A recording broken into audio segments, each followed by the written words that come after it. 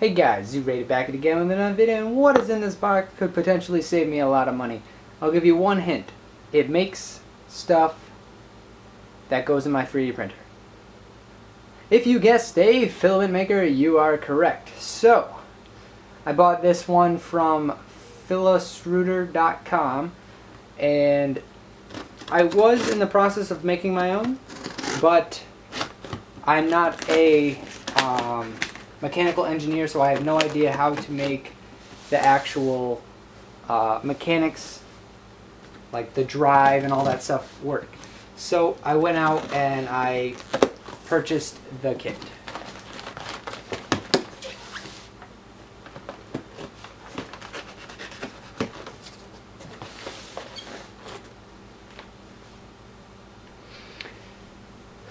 So as we open the box, we get to the packing list, some convenient paper. Oh, you get a drill bit. This is bought from Home Depot. Oops, fell out. It is a 5/8 bit. Now when I tried doing mine, I did a 1/2 inch. I really didn't know when what size it was really supposed to be. And they pre-cut it already to be accepted by the Filastuder. So we have that. Gonna dig in here. We have our drive assembly. Some more useless paper. We have a bag of ABS pellets in a Ziploc bag. That's nice.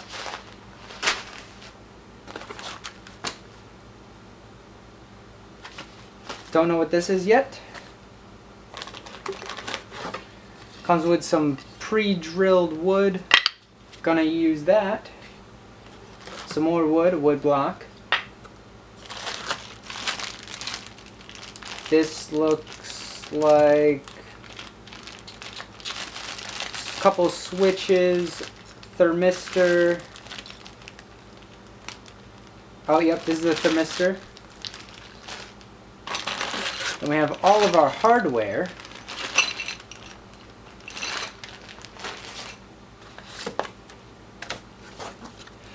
We have some, I'm pretty sure this is like insulation.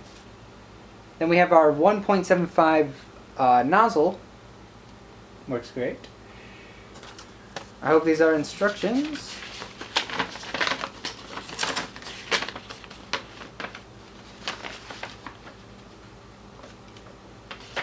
Nope, it's just thanking me for purchasing it. This is the Pid Temperature Controller. I have like 2 of these things already, but hopefully this one works great.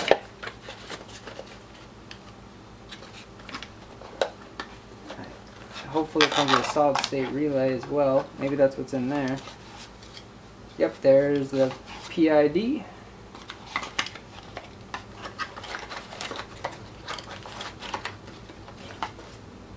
And now we can find out what is in this package.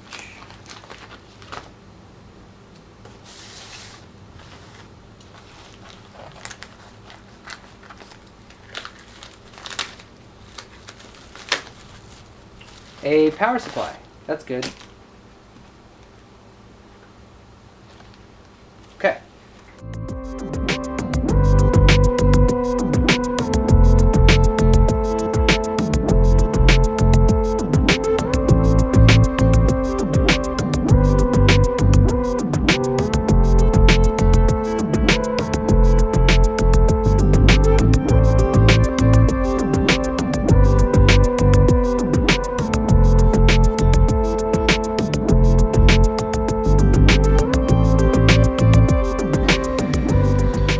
Alright guys, so here is the finished product.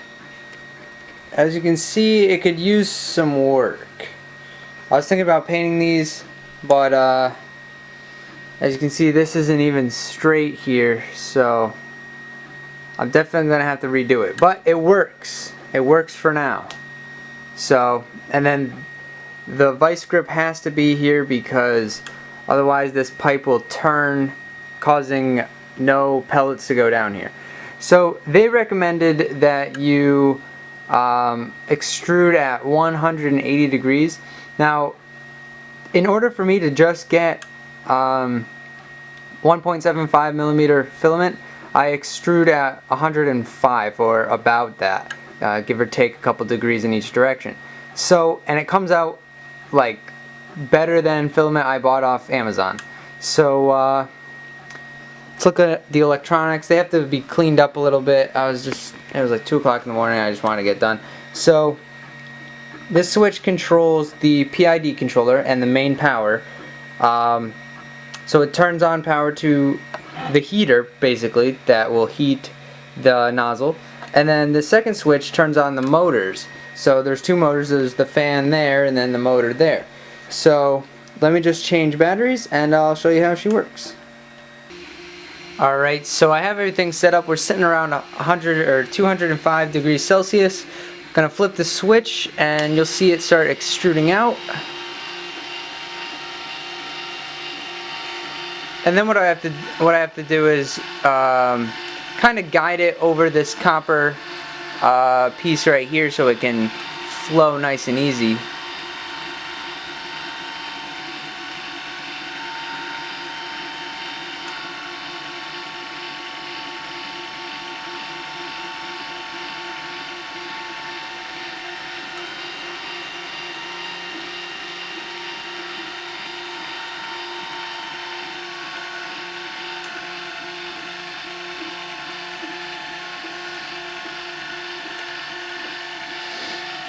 Alright, so now that it's between that guide, it should be fine.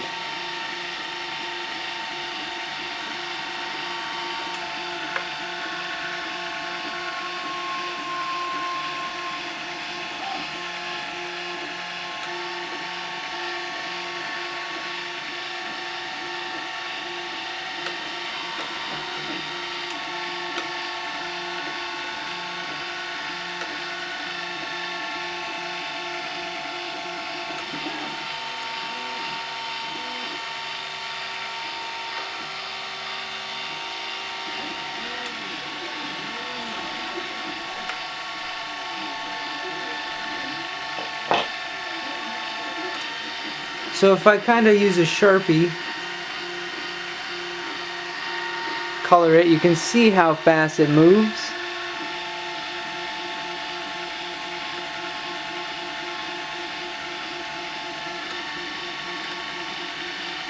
It moves kind of slow, but for what it is, it's making me filament which I can use in my 3D printer.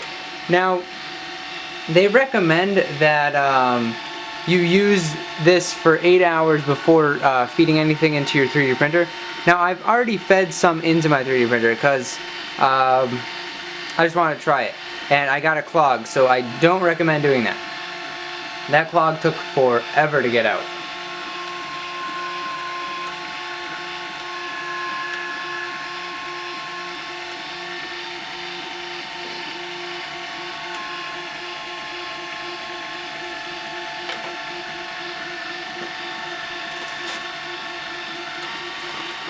So, to turn stuff like this,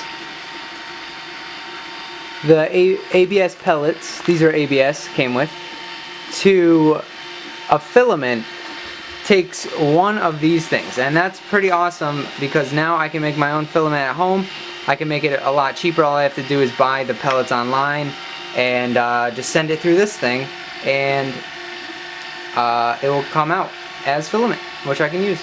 And the cool thing about this also is if I make something that would shred old prints, or if I just get a pair of shears and just make sure they're really, really small, I can feed those pellets into this and it would do either multicolor if I kept the same colors together. The only thing about that is you would get contaminants such as dirt, dust, anything like that. Whatever goes into the machine comes out in the filament. So garbage in, garbage out.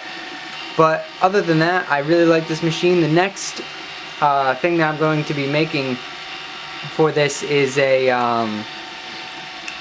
filament winder. So I can take this right here, as soon as it cools, as you can see, it's wrapping kinda, you can't really see it, but it's wrapping around and coming back towards the motor underneath the table.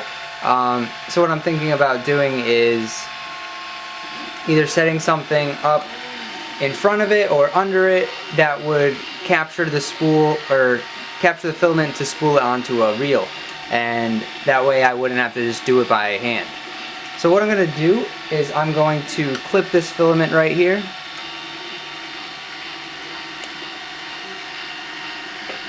I'm going to get my calipers out.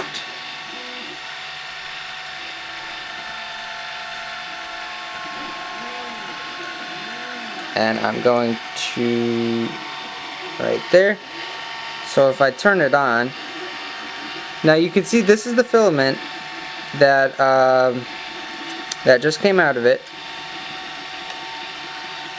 174, 173, 174, 179, 176, 175, 178. So you can see it's a pretty tight tolerance, just like